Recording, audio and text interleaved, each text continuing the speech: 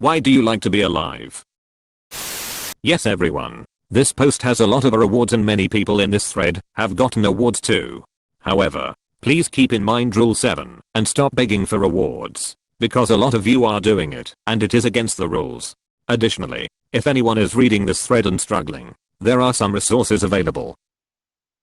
There's /r/susaduach, where well-meaning and sympathetic people will try and help, but be aware they aren't trained. There's /r/teenagers susaduach, which is for teenagers going through difficult times, but they are also not trained. The Befrienders website is a global list of local suicide help charities. Use it to find an organization in your country. You should be able to call or email them for free and they'll speak to you and try and help you without being judgmental. There's an old man I sometimes visit who can talk your ear off for hours on end. You'll sit down with him and he'll start to unload his stories, one after the other, of his old friends, his years in the radio industry, and his misadventures chasing women. Once, halfway through his usual ramble, he stopped, turned to me, and said, "You know what? Life is fun. And it stinks to know that I'm getting close to the end, because the whole thing's just been so damned fun." That's always stuck with me.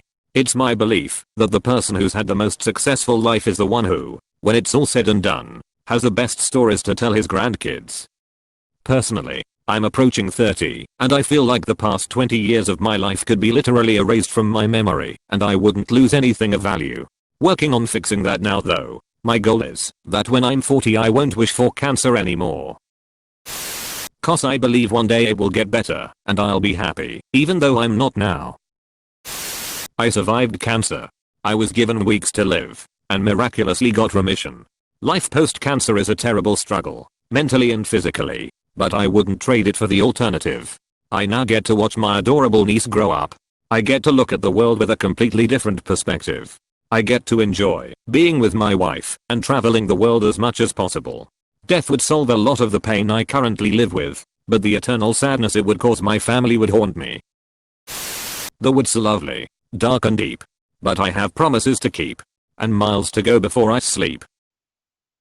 Robert Frost. Someone's got to feed my Tamagotchi. Cause there are pies to be eaten. Pie is a good reason to be alive. Pro tip. Take up baking, and you can eat all the pie you want. Your friends will love you, too. Semicolon. I cheated that tip and married someone who loves baking. All the same perks with much less work. BC I'm fastest sperm. I'm speed. Occasional serotonin. It hits me every once in a while. Also garlic bread. Serotonin caused by garlic bread. He's cracked it. I'm terminally ill, and the closer I've gotten to death the more I've just sat back and watched nature, genuinely stopping to smell the roses. It's the little things in life that make life worth living. The family of birds in a nearby tree communicating with each other. The dog you wake up every morning to and can't wait to see you and be around you. I even oddly lyle watching the trees rustle on a windy day. Watching my fish swim around their aquarium. Valuing the time and memories I make with my wife and friends. People that say life isn't worth living need to try their very best to smell the roses, watch the sunrise or sunset. I know sometimes life really can get us down in the dumps, but life is truly beautiful. Edit. Just woke up and checked all the notifications. Thank you everyone for the awards and the very nice words. It's very humbling to get so many beautiful responses. I've done my best to read and like as many as possible. One comment I noticed is about how close to death we come. My fate was luckily decided by my oncologist. I was in ICU last year. I was septic and I had a superbug the doctors couldn't get on top of. My kidney had completely stopped, and I only have one kidney. Fortunately, when the ICU had the various teams come together to decide whether to continue or let me go, my oncologist demanded they continue to treat me because I'm young 29 and my heart and lungs are in good shape. I'm still here to this day, so I owe it all to that man who saved my life multiple times. I sat with my wife and cried, told her I was ready to go, and laid patiently with my eyes closed ready to be taken away. It just didn't happen. Since that moment I've done my absolute best to enjoy the little moments in life that we easily brush past and let go unnoticed when we are busy and living a healthy normal life. I'll try to individually reply to comments where I can.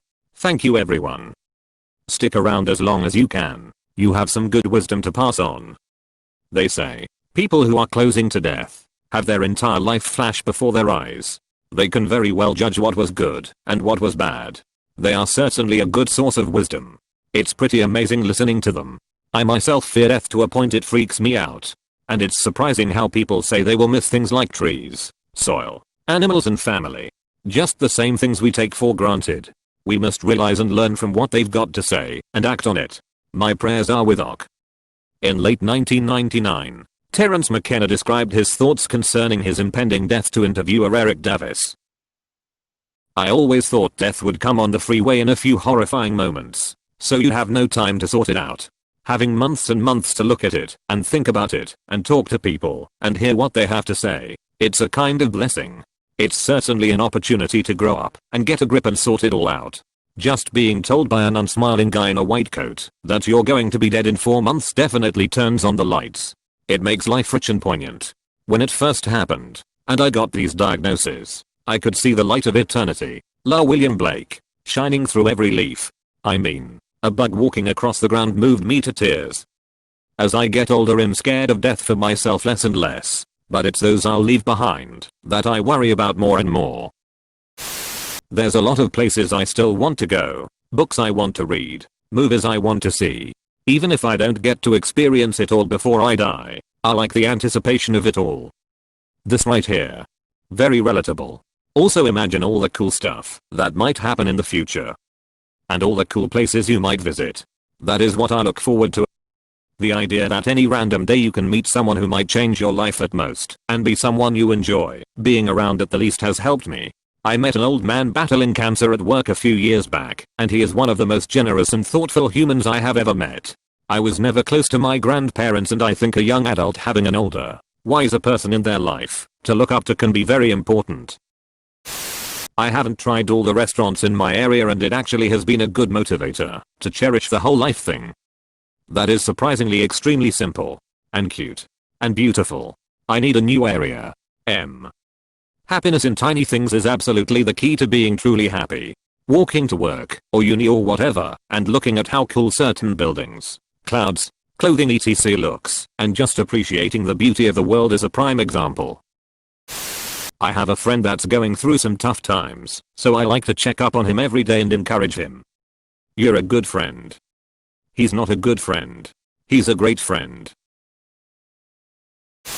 My dogs. I can't imagine leaving them behind. It's not necessarily that I like to be alive now, but the nature of life as a constant ebb and flow of thrills and disappointments implies a coming wave of joy sooner or later. I hope it does for you. I hope it does for. Watching sunrises with a hot cup of tea. Singing my favorite songs in a place with good acoustics. Using really soft yarn to knit something nice for someone.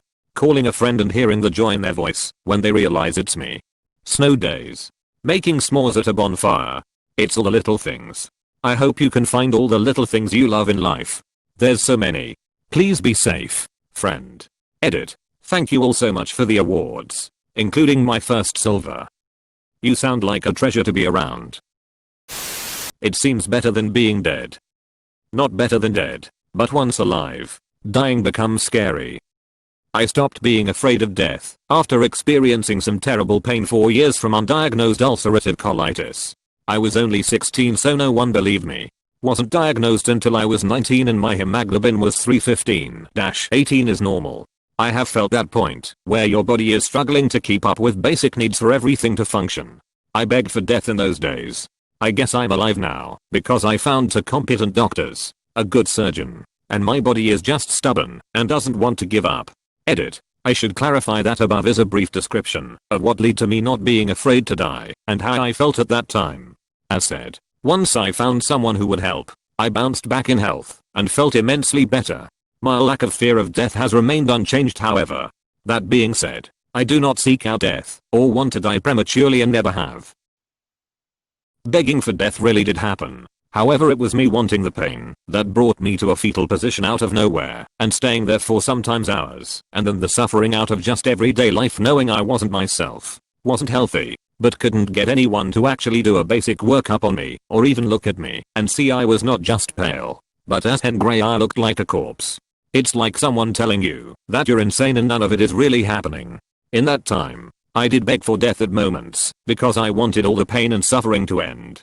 If I couldn't get care to fix whatever was wrong, then I did not see the reason to continue in pain and suffering.